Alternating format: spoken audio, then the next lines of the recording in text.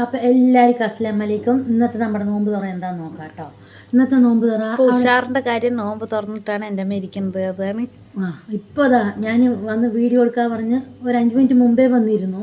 അപ്പോൾ നോക്കുമ്പോൾ സമയമായിട്ടില്ല, ജ്യൂസൊക്കെ ഒഴിക്കണ്ടേ പറഞ്ഞിട്ട് മിണ്ടാതിരുന്നു.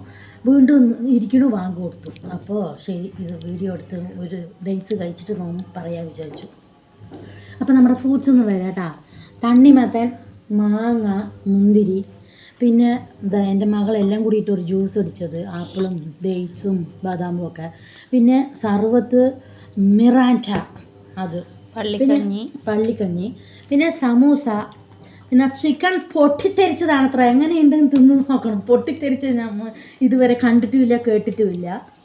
പിന്നെ ഇഡ്ഡലിയാണ് ഗായ്സ്. ഇന്ന് നമുക്ക് ഇഡ്ഡലിയും കുഞ്ഞിഡ്ഡലി ചെറിയ മൈനിക്ക് ചുട്ട് വെച്ചിട്ടുണ്ട്.